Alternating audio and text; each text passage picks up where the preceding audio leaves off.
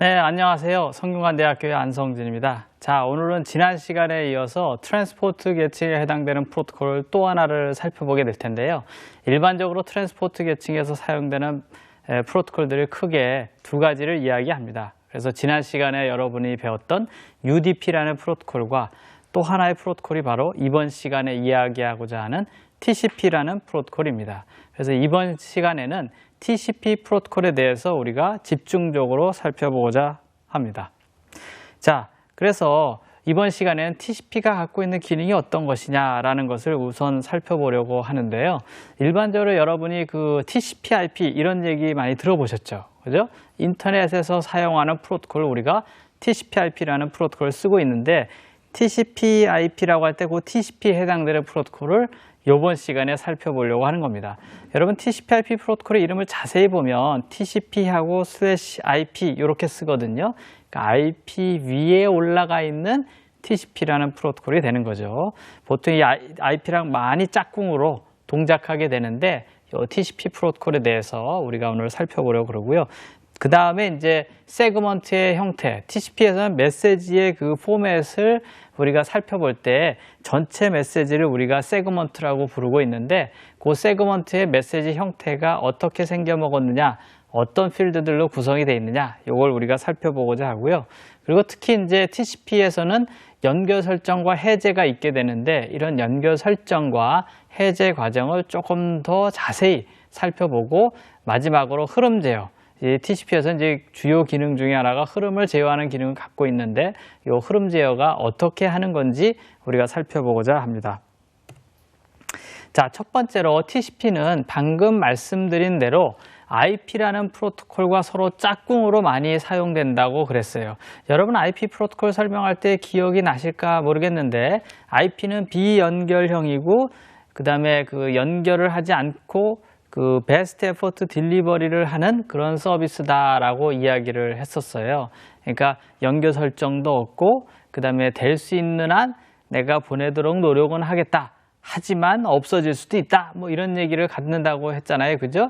그래서 만약에 신뢰성 있는 프로토콜을 우리가 지원하려고 하면 반드시 IP라는 프로토콜은 이 TCP라는 프로토콜과 서로 짝을 이루어야지만 우리가 인터넷에서 신뢰성 있는 전송이 가능하다라고 이야기를 했습니다. 그래서 TCP가 갖고 있는 그런 여러 기능들 중에서 첫 번째는 프로세스 간의 통신 기능을 제공한다는 점. 이건 뭐 트랜스포트 계층에서는 당연히 제공을 해야 되죠. IP 계층으로는 그 컴퓨터까지 도착을 하고 IP 계층 위에 여러 서비스들이 올라갈 수 있는데 각각의 서비스를 구분하기 위해서는 포트 번호라는 게 있다 그랬죠. 그 포트 번호를 가지고서 뭘 한다 그랬어요. 프로세스들을 구분한다고 UDP에서 설명했잖아요. 그죠? 예, 그래서 TCP에서도 역시 UDP랑 마찬가지로 각 프로세스를 구분하기 위해서 포트 번호를 사용을 하는 겁니다. 그 다음에 이제 스트림 전달 서비스라는 거를 제공을 하는데 이거는 무슨 뜻이냐 하면 송신 측에서 계속 그 데이터를 보내게 되면 한 바이트, 다음 바이트, 다음 바이트, 다음 바이트 이렇게 바이트들의 연속된 내용으로 보낼 수 있다라는 거예요. 이게 UDP랑은 뭐가 차이가 났냐면 UDP는 유닛 데이터 전송을 하죠. 그래서 한 메시지를 딱 만들어서 탁 보내고 그 다음 메시지하고는 서로 상관이 없었잖아요. 그죠? 예, 근데 TCP는 내가 전체 보내고자 하는 메시지들이 얘는 첫 번째 바이트고 얘는 두 번째 바이트고 얘는 세 번째 바이트고 이런 바이트 간의 관련성을 갖고 스트림, 바이트들이 쭉 나열돼서 전송되는 그런 서비스를 제공한다라는 점. 그 다음에 이제 전이중 통신 방식을 제공한다. 메시지 하나 탁 보내고 끝나는 게 아니라 보내는 것과 받는 채널이 따로 있어서 내가 보내고 받고를 동시에 계속 주거니 받거니 할 수 있는 그런 프로토콜이다라는 거고, 그 다음에 연결 지향 서비스를 하죠. 연결 설정을 하고 데이터를 보내고 연결을 끊는 이런 일련의 행위가 반드시 들어가는 그런 프로토콜이라는 점. 그 다음에 신뢰성 있는 서비스를 제공한다는 점이 크게 차이가 나는 점이다라는 거예요.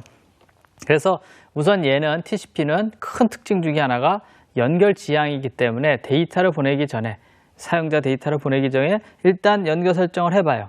그래서 연결 설정이 완료가 되면 그 다음에 데이터를 보내는 겁니다. 만약 연결 설정이 안 되면 데이터를 보낼 수 없죠. 그래서 연결 설정을 하고 완료가 되면 데이터를 보내고 그 다음에 이제 다 보내고 나면 연결을 끊고 이런 일련의 행위 과정들이 존재한다라는 거고 그 다음에 이제 신뢰성이 있다라는 얘기는 뭐냐면 내가 메시지 보내면 얘가 꼭 간다라는 거를 확신할 수 있어야 되는 거죠. 그걸 어떻게 제공을 하느냐? 잘 받았다는 OK 메시지를 준다 이거죠. 이거를 이제 에크 신호를 준다 이렇게 얘기할 수 있습니다. 에크라는 말은 acknowledgement를 줄여서 사용하는 말인데 내가 데이터를 보내면 그걸 잘 받았다는 메시지를 나한테 항상 보내준다라는 거예요. 그러면 나는 어때요? 아, 내가 보내는 메시지가 잘 갔구나 라는 거를 확신할 수가 있겠죠. 그죠? 예, 그래서 TCP를 사용하면 신뢰성 있는 메시지의 전달이 가능하다라는 이야기입니다.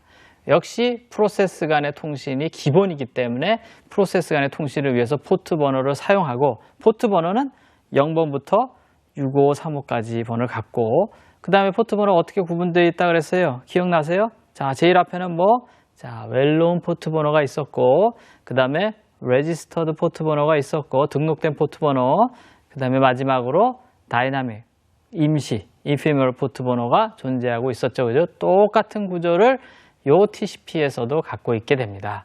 트랜스포트 프로토콜 중에 하나니까. 그죠?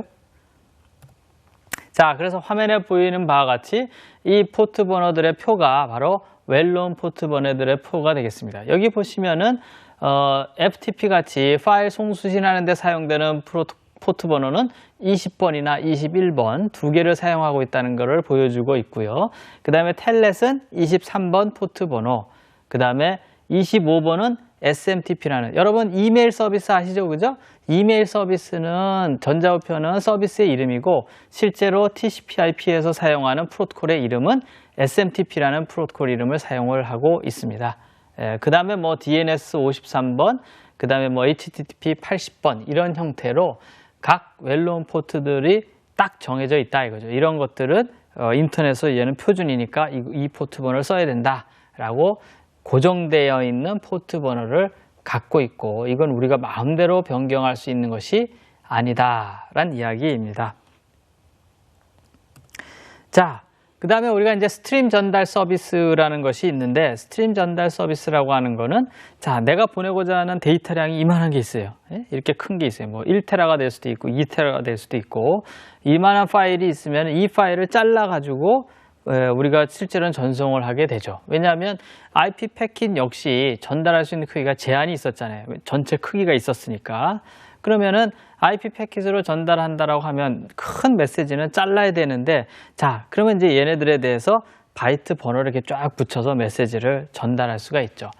그런데 그렇다고 해서 이거를 한 바이트 한 바이트 송신 측에서 전송을 하게 되면 효율이 떨어져요. 왜냐하면 이왕이면 하나의 그 메시지를 꾸미게 되면 많은 양의 바이트를 묶어서 하나의 메시지로 만들어서 보내는 것이 효율적이죠.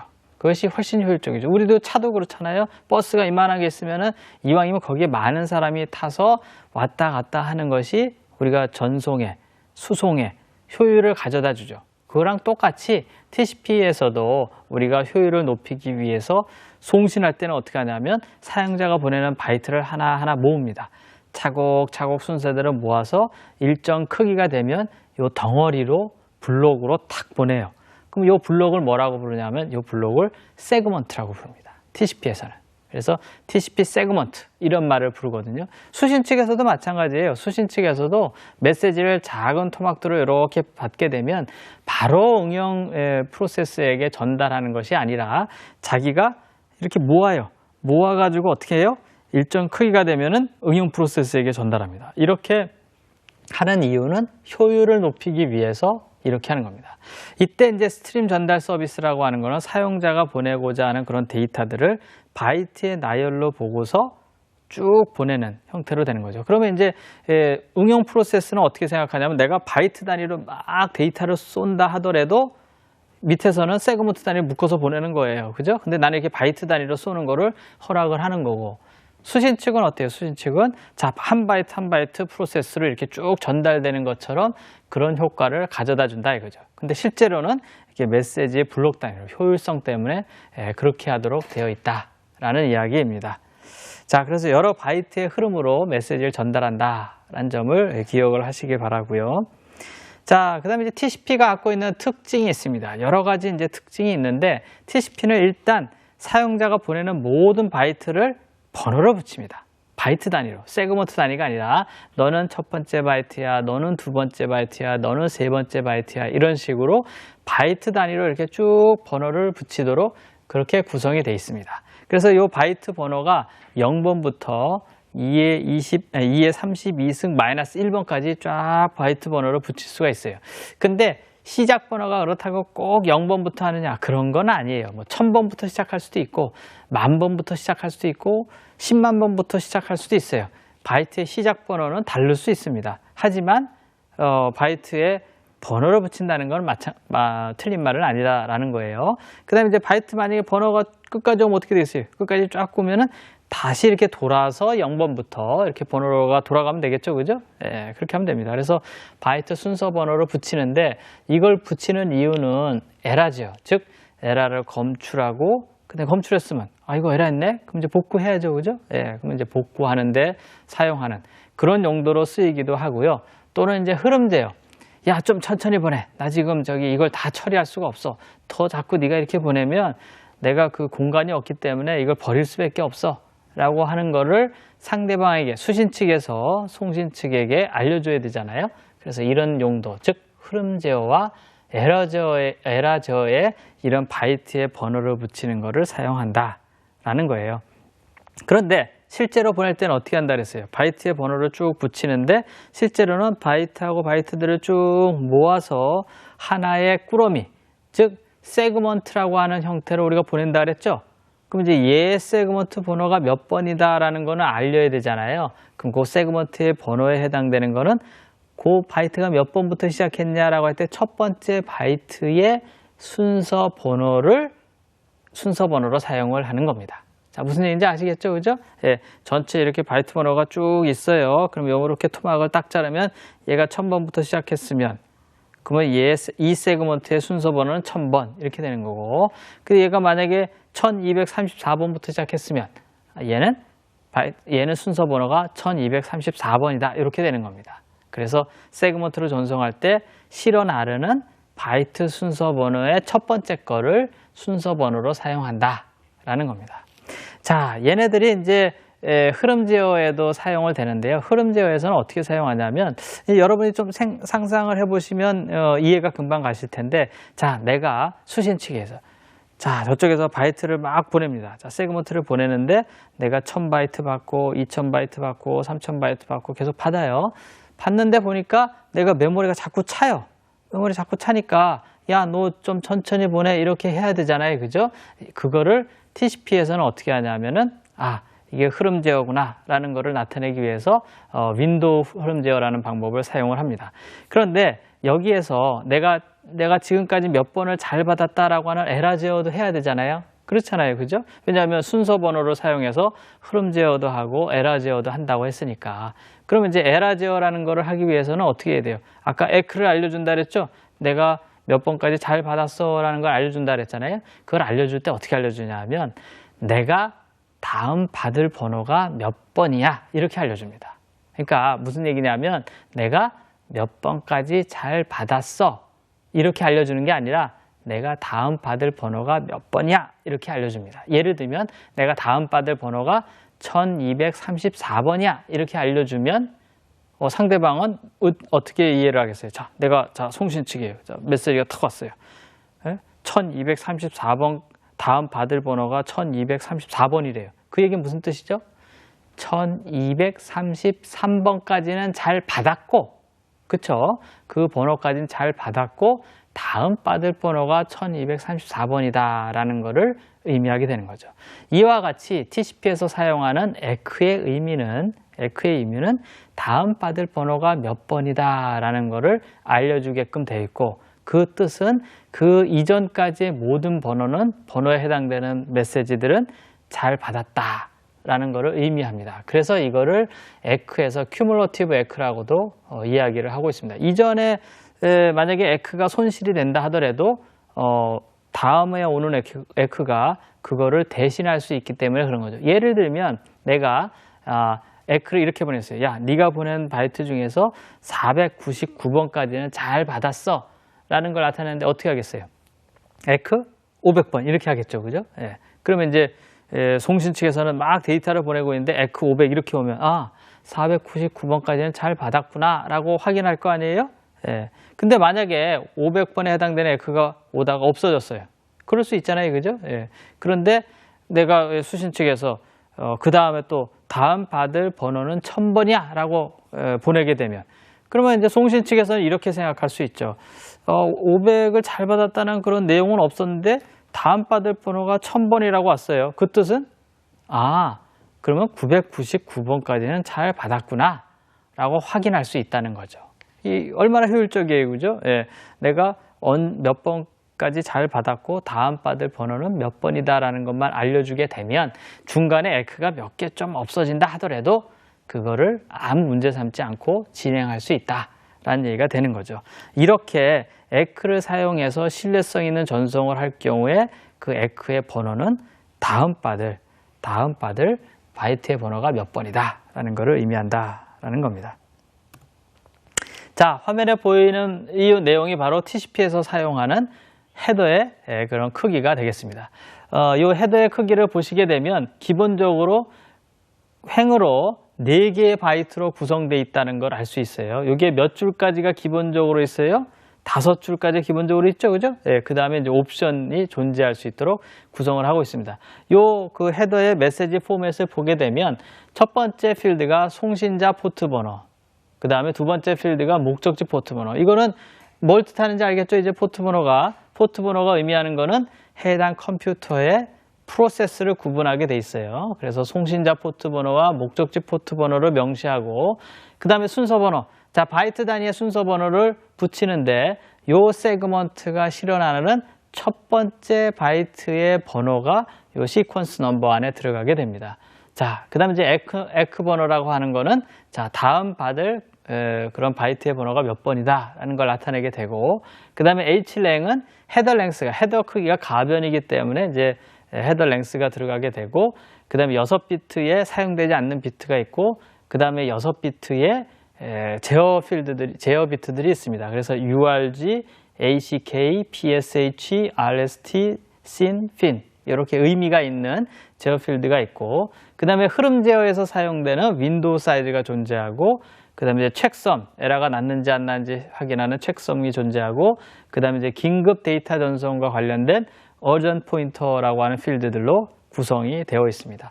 이와 같이 TCP는 UDP에서처럼 송신자 포트 번호, 수신자 포트 번호를 사용해서 이 TCP 위에 올라가는 어떤 응용 프로세스, 애플리케이션 프로세스가 통신하는 거냐라는 걸 구분하는 식별자로 사용을 하고 있습니다. 자, 방금 설명드린 대로 TCP의 헤더는 IP의 헤더처럼 최소 20바이트가 필요하고 옵션이 추가되게 되면 60바이트까지 가질 수 있다라는 거예요. 그러니까 헤더가 이게 가변이다 보니까 어디까지가 헤더고 어디서부터 데이터의 시작이다라는 걸 표시를 해줘야 되겠죠. 그래서 헤더 랭스 필드가 있었던 거고요. IP에서처럼 4바이트, 가로 나왔던 아까 그 4바이트 있죠? 그 단위로 1을 사용하게 됩니다. 즉 헤더 랭스에서 5 이렇게 써 있으면은 이게 5바이트라는 얘기가 아니라 한 단위가 4바이트니까 5 이렇게 돼 있으면 20바이트를 의미하게 되는 거겠죠. 자, 그 다음에 이제 제어 비트들이 있는데 얘네들이 무슨 역할을 하는 거냐면 TCP에서는 그 연결 설정과 연결 해제 뭐 이런 걸 한다 그랬잖아요. 왜냐하면 연결 지향 프로토콜이기 때문에 데이터를 보내기 전에 연결 설정을 하고 데이터를 보내고 연결을 끊고 이런 행위를 해요. 그러면 이게 TCP 메시지가 날라오게 되면 이게 연결을 하자는 건지 연결을 끊는다는 건지 뭐 의미가 있어야 될 거 아니에요. 그죠? 이게 무슨 세그먼트인지 구분이 가야 될 거 아니에요. 그걸 나타내는 것이 제어 필드에서 하는 겁니다. 그래서 제어 필드의 부분이 6개의 비트로 구성이 되어 있었습니다. 그래서 화면에 보시면 그림과 같이 6개의 필드로 구성이 되어 있었는데 제일 왼쪽에 URG라고 하는 Urgent Pointer is Valid라고 하는 필드가 하나 있어요. 저건 뭐냐면 저 값이 1이 되게 되면 urgent 필드가 유효하다 이런 얘기고, 그 다음에 ACK 필드가 있는데 ACK가 설정이 되게 되면 ec가 유효하다, ec가 이제 가는 거다라는 걸 나타낸 거고, 그 다음에 PSH가 있으면 push, 요건 이제 잠시 후에 설명을 드리겠습니다. push를 한다는 얘기고, 그 다음에 RST는 reset, 연결 설정을 새로 한다, 뭐 이런 게 되는 거고요. 그 다음에 연결 설정은 SYN, 연결을 끊는 거는 FIN, 이렇게 6가지의 이게 무슨 세그먼트인지, 연결을 설정하자는 건지 끊는다는 건지 에크를 의미한다는 건지 이렇게 돼 있습니다. 근데 특징적인 거는 네거티브가 에크가 없다는 거예요. 내가 잘 받았어 이건 있지만, 야 이거 이거 에러가 있는 것 같은데 잘못 받았어 라고 하는 네거티브 에크는 존재하지 않는다 라는 것이 특징적인 것이 되겠습니다. 자, 긴급 데이터 전송에 대해서 좀 이야기를 해보도록 하죠. 자, 우리가 우편도 우체국에서 우편물을 보내게 되면은 일반 우편이 있고 빠른 우편이 있죠. 그죠? 이게 빠른 우편이라고 하는 거는 다른 거보다 좀 빨리 목적지에 갔으면 하는 그런 우편이잖아요. 예, 그게 이제 빠른 우편이 되듯이 TCP에서도 긴급 데이터 전송이라고 하는 것이 있습니다. 이 긴급 데이터 전송은 일반적으로 TCP가 보내는 메시지에 비해서 좀 빨리 목적지에 가게끔 빨리 목적지에 도달했으면 하는 기능을 하고, 만약에 목적지에 도달을 했으면 자 이렇게 순서대로 처리할 거 아니에요. 목적지에서. 그죠? 첫 번째 들어온 세그먼트 처리하고, 두 번째 들어온 세그먼트, 세 번째 들어온 세그먼트 이렇게 처리하게 돼 있는데, 만약에 이렇게 긴급 데이터와 관련된 메시지가 오게 되면 이거 긴급이니까 다른 메시지에 비해서 우선적으로 처리를 해야 될 거 아니에요. 그죠? 순서에서 벗어나서 우선적으로 처리를 해야 되겠죠. 이런 거를 처리하게끔 요청할 수가 있어요. 누가? 송신할 때. 그게 이제 긴급 데이터 전송이 되겠습니다. 이걸 나타내기 위해서, 자, 내가 이제 긴급 데이터 전송을 보내려고 해 라는 걸 나타내기 위해서 6개의 설정 중에 URG라고, 아까 urgent pointer라는 게 있었잖아요. urgent pointer is valid. 그 부분의 비트가 1로 딱 세트가 되고, TCP 세그먼트에 urgent pointer 필드가 있습니다. 거기에 값이 들어갑니다. 그건 이제 TCP 세그먼트가 보내는 메시지 중에 주로 이제 앞부분에 긴급 데이터들이 들어가거든요. 그래서 어디까지가 긴급 데이터가 들어가 있는지라는 걸 나타내기 위해서 urgent pointer가 따로 쓰입니다. 그러니까 긴급 데이터 전송을 하려면 TCP에 2개의 필드가 관여가 돼요. 하나는 URG라고 하는 제어 필드가 세트가 1로 탁 돼야 되고, 그 다음에 urgent point라고 하는 필드의 값이 탁 들어가야 돼요. 그래야지만 긴급으로 데이터를 전송하는 것이 의미가 있을 수 있다, 이런 얘기입니다. 뭐 이런 기능이 필요하겠죠, 그죠? 우리가 뭐 일반 우편서에도 이런 게 필요하듯이 필요할 겁니다. 자, 그 다음에 이제 push라는 기능이 있어요. 이 push라는 기능은 뭐냐면, 자, TCP가 아까 어떻게 한다 그랬냐면, 이 송신 측에서 한 바이트 한 바이트 내가 데이터를 전송을 해도 효율성 때문에 송신 측에서 걔네들을 한 바이트 한 바이트 쭉쭉 모아가지고 하나의 세그먼트로 해서 보낸다 그랬고, 수신 측에서도 어떻게 한다 그랬어요. 수신 측에서도 자, 자그만 토막토막 데이터 들어온 거를 쫙쫙 모아서 하나의 덩어리로 해서 전송을 한다 그랬죠. 이렇게 해서 효율적인 전송을 하는 것이 시스템에게 더 성능상 이롭다라는 이야기입니다. 그런데 이러한 기능들이 필요 없는 게 있을 수가 있어요. 예를 들면 내가 한 바이트를 보내는데 그 한 바이트가 목적지에 바로 전달이 돼야 돼요. 이거를 이게 하나하나 모으지 말고, 내가 송신 측에서도 한 바이트 했으면 한 바이트 이렇게 꾸러미를 모을 생각하지 말고 바로 보내라 이거죠. 예를 들면 이제 텔넷 같은 게 그렇습니다. 텔넷이라는 걸 여러분들이 아마 써보셨을지 모르겠는데, 텔넷으로 원격지 로그인하면 한 바이트 칠 때마다 왔다 갔다 해야 되거든요. 근데 그거를 만약에 중간에서 모으면 왔다 갔다 할 수가 없잖아요. 그죠? 즉시 전송을 해라 라는 기능을 갖는 것이 바로 이 푸시가 되겠습니다. 그래서 제어 필드 중에 PSH의 세트가 딱 되게 되면 이거는 모으지 않고 바로 보내고, 수신 측에서도 모으지 않고 바로 전달하는 그런 기능을 제공하게 됩니다. 그래서 보통 우리가 인터랙티브하게 대화식으로 메시지 계속 이렇게 대화식으로 왔다 갔다 해야 되는 그런 응용 서비스에 적합하다, 이렇게 이야기를 합니다. 그 다음에 리셋은, 우리 컴퓨터에 리셋 버튼 있죠. 그거 누르면 어떻게 돼요?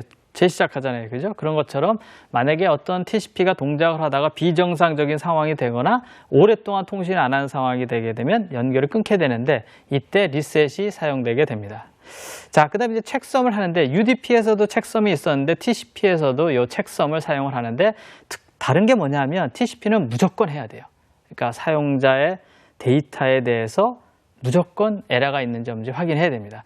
그리고 UDP에서처럼 가상 헤더를 붙이고 TCP의 헤더 사용자의 데이터 3개의 꾸러미에 대해서 에러가 났는지 안 났는지 확인하도록 그렇게 돼 있습니다. 그래서 가상 헤더에 들어가는 건 UDP랑 똑같아요.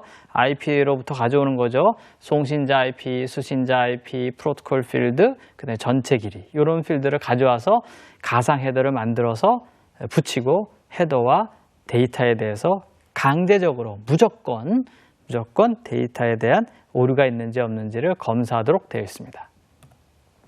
자, 그 다음에 연결 설정과 해제가 있는데 연결 설정은 키워드가 있어요. 무조건 3-way 핸드쉐이크를 합니다. 3단계 핸드쉐이크. 예? 연결 설정 단계 무조건 3-way 핸드쉐이크를 합니다. 자, 화면에 보이시는 바와 같이 연결 설정은 클라이언트 쪽에서 자, 연결 설정하자라는 뜻으로 씬을 보내게 되고 그 다음에 받은 쪽에서는 그래요, 그렇게 하자. 그리고 나도 연결 설정해야지 라는 뜻으로 씬과 에크를 설정해서 같이 보내고요. 그 다음에 그에 대한 응답으로 에크를 보내게 돼 있습니다. 그러면 내가 저쪽으로 가는 길과 저쪽에서 이쪽으로 오는 길 양쪽이 트이게 되는 겁니다. 그래서 내가 씬 보내면 씬 플러스 에크가 오게 되고 그거에 대한 에크를 보내게 되면 양쪽 채널이 설정되는 이런 관계가 3-way 핸드쉐이크입니다. 연결 설정 단계에서 이렇게 하는 거고요. 4-way 핸드쉐이크라는 걸 사용해서 조금 시간차를 두고 끊을 수가 있는데 이렇게 4-way 핸드쉐이킹을 하게 되면 우리가 하프 클로즈 상태다라고 이야기를 합니다. 화면에 보이시는 것처럼 연결할 거랑 똑같이 3-way 핸드쉐이크를 끊으면 바로 끊어져요. 자, 내가 이쪽을 끊겠다 라고 메시지를 보내죠. 그러면 그래 끊어 하고 바로 끊기는 거고 이쪽을 끊는다고 또 저쪽에서 요청이 들어오는 거예요. 그럼 그거에 대한 에크를 보내면 바로 연결이 양쪽 다 끊기는 이런 형태가 됩니다. 이에 반해서 4-way 핸드쉐이크는 화면에 보이시는 것처럼 각각 에크하는 거예요. 자, 이쪽이 끊자라고 핀을 보내게 되면 자, 끊자라고 하면 그거에 대한 에크가 와서 한쪽이 끊겨요. 이 상태에서는 이제 한쪽으로는 데이터가 흘러다닐 수 있습니다. 그래서 반만 끊었다 그래서 하프 클로즈라고 이야기를 하고요. 그 다음에 이쪽에서 이제 끊겠다라고 핀을 보내고 그거에 대한 에크를 보내게 되면 양쪽 연결이 다 끊어지는 그런 상태가 4-way 핸드쉐이크가 되겠습니다. 자, 흐름 제어는 윈도우 플로우 컨트롤러 사용하는데요. 윈도우 크기라고 하는 거는 수신 측에서 받을 양을 의미합니다. 그래서 수신 측에서는 다음 그림에서 보이시는 바와 같이 윈도우 크기를 알려줍니다. 그러니까 수신 측에서는 내가 지금 버퍼가 1000바이트가 비었으니까 1000바이트만 보내라고 이렇게 알려줄 거 아니에요? 그게 윈도우 사이즈입니다. 그걸 이렇게 알려주면 송신 측에서는 바이트 번호가 다 붙어 있다 그랬죠. 그 바이트 번호 붙어 있는 거를 바이트량을 세서 그만큼만 전송할 수 있습니다. 이와 같이 수신 측에서 받을 수 있는 크기를 알려주는 거를 우리가 윈도우 플로우 컨트롤이라고 이 크기를 윈도우 사이즈라고 부르고 있습니다. 자, 이와 같이 오늘은 TCP의 주요 기능인 프로세스 간 통신, 스트림 전달, 전이중 통신, 연결 지향, 신뢰성 있는 서비스에 대해서 살펴봤고요. 세그먼트의 메시지 포맷과 그 다음에 연결 설정과 해제 과정, 그리고 흐름 제어에 대해서 살펴봤습니다.